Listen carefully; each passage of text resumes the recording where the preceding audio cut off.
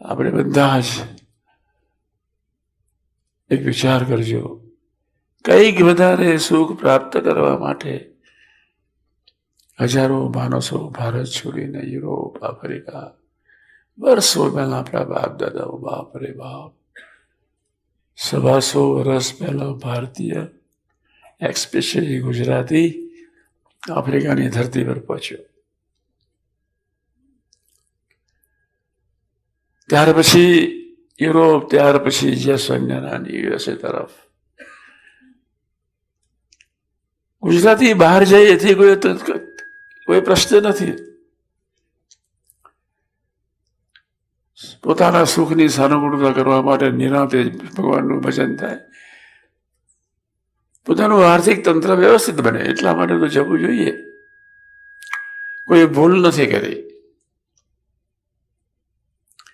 તમે આ દેશમાં આવ્યા, કેનેડામાં આવ્યા, કોઈ કે પહોંચ્યા,